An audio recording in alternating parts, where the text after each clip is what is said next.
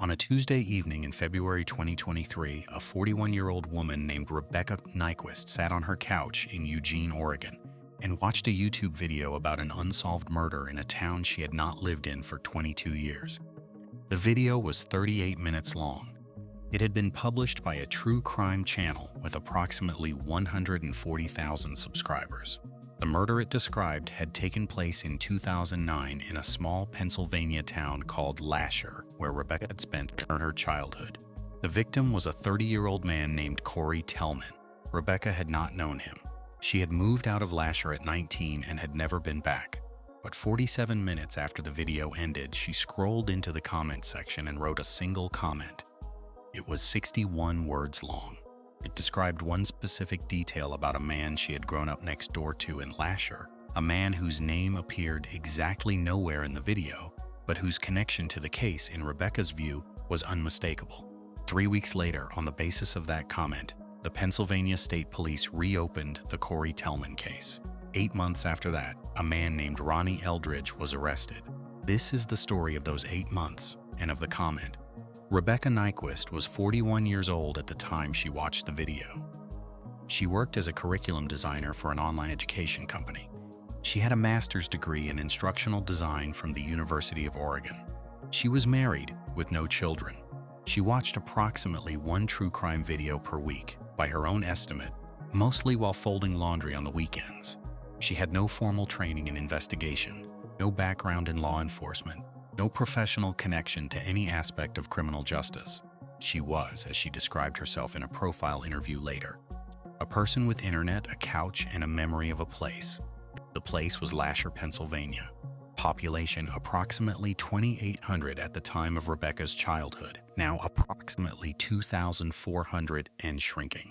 Lasher was the kind of small town where everyone knew everyone else's business in the casual, low-stakes way that small towns historically have.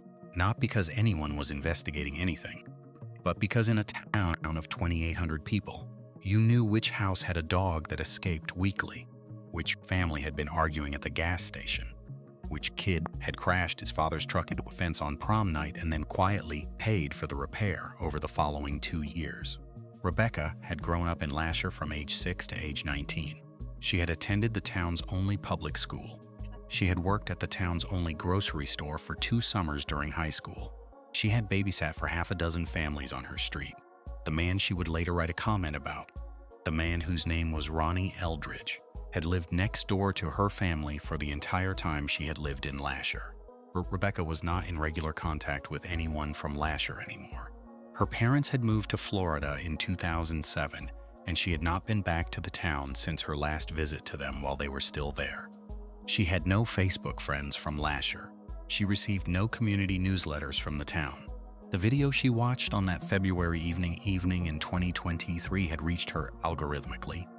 YouTube had recommended it to her based on her viewing history of true crime documentaries, and she had clicked on it without recognizing initially that it concerned the town she had grown up in. What she recognized, approximately 8 minutes into the video, was the convenience store where Cory Tellman had been last seen alive on the night of his murder. She had worked at that convenience store. She had not at first processed that the events being described had taken place in Lasher. She had thought she was watching a video about a different small town with a similar layout. Then the narrator had said the town name. Then she had paused the video. Cory Tellman was 30 years old when he was killed in June 2009. He had grown up in Lasher, had left for college in Pittsburgh, had returned to Lasher in his late 20s when his mother became ill, and had been working at his uncle's auto repair shop while caring for his mother. His mother had died in late 2008. Cory had stayed in Lasher after her death, partly because of the lease on her house and partly because, by his sister's account, he had not yet decided what to do next. On the night of June 19, 2009, Cory had been at a bar called the Sterling Tavern on the edge of Lasher, drinking with 2 co-workers from the auto repair shop. He had left the bar at approximately 11:30 p.m. He had stopped at the convenience store where Rebecca Nyquist had worked years earlier, at approximately 11:45 p.m. to buy cigarettes. He had been seen leaving the convenience store by the clerk on duty that night. After that, the official record had 2 more data points. An emergency call placed at 12:17 a.m. from a phone booth 2 miles from the convenience store, a booth that had been removed by 2012 in a county-wide phone booth removal program, and the discovery of Cory Tellman's body at 7:30 a.m. the following morning in a wooded area approximately 1 mile from the convenience store. He had been stabbed 8 times. The murder weapon was not recovered at the scene and has never been recovered. The official investigation, conducted by the Pennsylvania State Police, lasted approximately 10 months. The detectives interviewed 22 people. They focused initially on Cory Tellman's 2 drinking companions from the Sterling Tavern, both of whom had alibis. They focused subsequently on a former girlfriend of Cory's, who also had an alibi.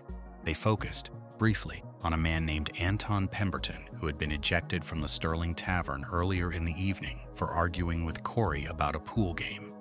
Pemberton denied any further involvement. His vehicle had been seen leaving the area significantly earlier than Cory's known movements, and the investigation could not establish anything beyond the verbal altercation. By the spring of 2010, the case had gone cold. It was reclassified as cold but open, which is the classification that the Pennsylvania State Police uses to indicate cases that have not been closed, but that no longer have active investigators assigned. Between 2010 and 2023, the case received one formal review in 2017 as part of a statewide cold case audit. The review confirmed the prior classification and added no new investigative activity. There were no new suspects, no new evidence, no new witnesses. The case existed on paper. Nobody was working it. The video Rebecca watched on February 14, 2023, had been published 5 days earlier by a true crime channel called Cold Case Conversations.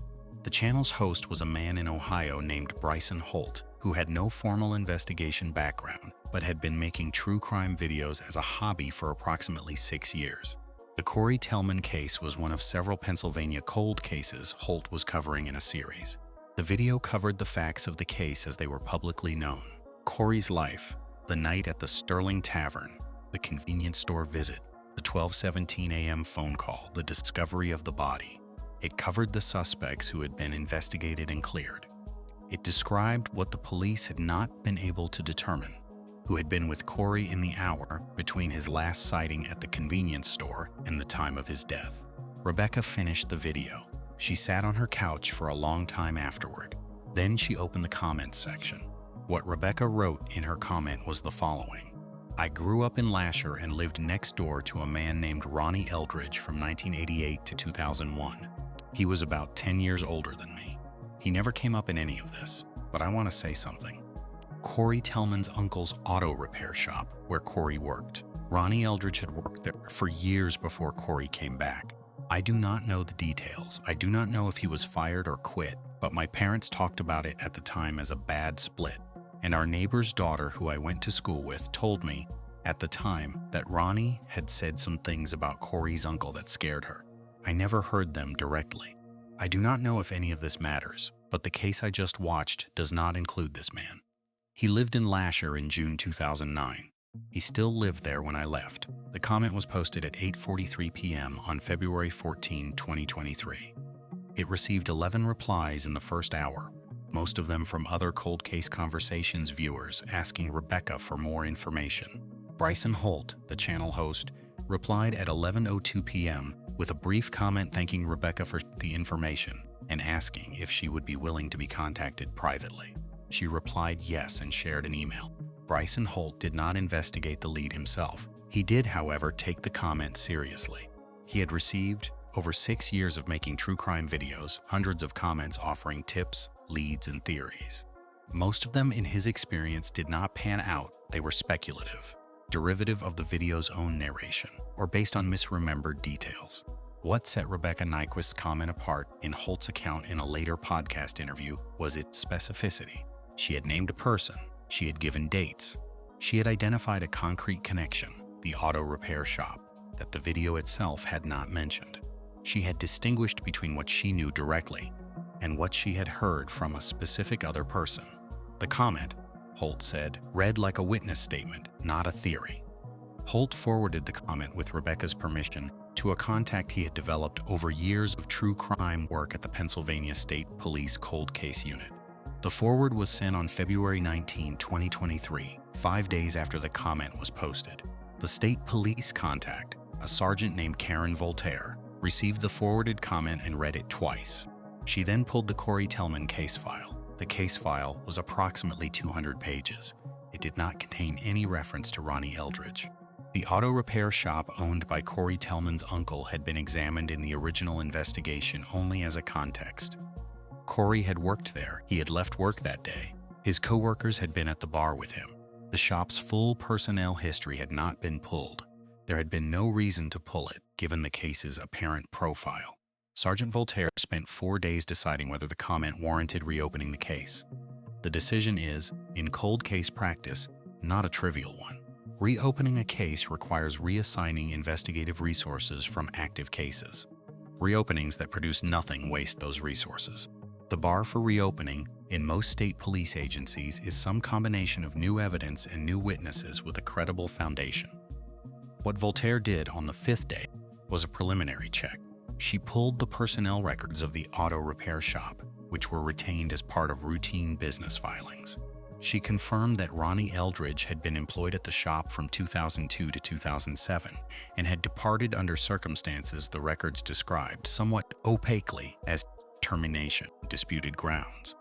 She located the uncle, Cory Tellman's uncle Dolan Tellman, who was still alive and still living in Lasher. She called him. The phone conversation lasted 48 minutes. Dolan Tellman, who was 73 years old, told Sergeant Voltaire that he had fired Ronnie Eldridge in 2007 for stealing tools and parts from the shop. The dispute had been bitter. Eldridge had threatened Dolan in the parking lot the day of the firing. Eldridge had threatened him again in a phone call approximately 2 weeks later. Dolan had not reported either threat to the police because, he said, "In this town, you handled things like that yourself, and Ronnie was a known guy, not someone I really thought would do anything." He had not connected Ronnie Eldridge to Cory's death in 2009 because Ronnie Eldridge by that point had stopped showing up in his life, and because the original investigation had not asked about former employees. Sergeant Voltaire ended the call and immediately authorized the case to be reopened. What followed over the next 4 months was the kind of investigation that the original 2009 investigation could not have conducted, because the original investigation had not had the specific lead. Voltaire and her team pulled cell tower data from June 2009 for Ronnie Eldridge's phone, which had still been active in the area at the time, and which placed his device within a half-mile of the wooded area where Cory's body was found, at approximately 12:30 a.m. on the night of the murder. They located a vehicle Ronnie Eldridge had owned in 2009 and had sold in 2011. Through the resale chain, they located the current owner, who allowed a forensic examination that produced a small amount of biological material from the rear passenger compartment that had been preserved under a fitted seat cover. DNA analysis of the material produced a profile consistent with Cory Tellman. They located 3 witnesses, all former Lasher residents who had moved out of the area, who had heard Ronnie Eldridge say various versions of, "I'm going to make Dolan pay for what he did," in the months leading up to Cory Tellman's death. 2 of those witnesses had assumed at the time that Eldridge meant some kind of property damage or financial retaliation. Cory Tellman's death had not been connected to Eldridge in their minds, in part because Cory had not been working at the shop yet when Eldridge was fired, and the connection had not been salient. By July 2023, the case had transformed from a 15-year-old cold case with no suspects to an active homicide investigation with a primary suspect, biological evidence, cell tower data, and 3 corroborating witness accounts. Ronnie Eldridge was arrested on October 13, 2023, 8 months after Rebecca Nyquist's comment had been posted. He was 51 years old at the time of his arrest. He had been living in Lasher continuously since 2009. He had been driving a delivery route for a regional courier service for 11 years. He had no criminal history beyond 2 misdemeanor citations from his 20s. He had, in the assessment of the people who knew him in Lasher in 2023, become an unremarkable, quiet, middle-aged man. The arrest occurred at his home at approximately 6 a.m. He did not resist. He was, by the arresting officer's account, calm in the way of someone who has been waiting a long time. The trial began in September 2024 and lasted 4 weeks.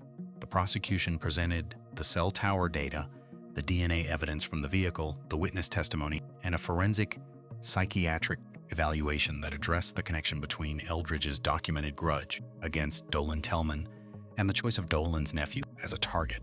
The defense argued that the evidence was circumstantial. The cell tower data placed Eldridge in an area, not at the scene. The DNA evidence was from a vehicle that had been resold twice in 14 years. The witness testimony was decades-old hearsay about generic threats that had never been directed specifically at Cory. The jury deliberated for 9 days. They returned a guilty verdict on second-degree murder. Ronnie Eldridge was sentenced to 30 years. He will be eligible for parole at 78. The judge, in the sentencing remarks, noted the unusual nature of the case's reopening. He thanked the Pennsylvania police for their work. He did not thank Rebecca Nyquist by name.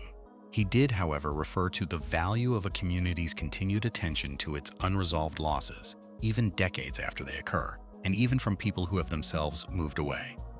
Rebecca Nyquist did not testify at the trial. She was not called as a witness because the procedural foundation of the case had been built around evidence other than her comment. The comment had been the trigger. The case had been built on what the trigger uncovered. By the time the prosecution went to court, Rebecca's role had been to set in motion a chain of events the chain itself had carried forward. Rebecca Nyquist gave one interview to a Pennsylvania newspaper in November 2024, 2 months after the verdict. The interview was published with a small headshot. She is, in the photograph, a tired-looking woman with shoulder-length brown hair and wire-frame glasses. She is wearing a sweater that is too large for her. She is sitting on the couch in her Eugene home, the same couch she had been sitting on when she watched the video.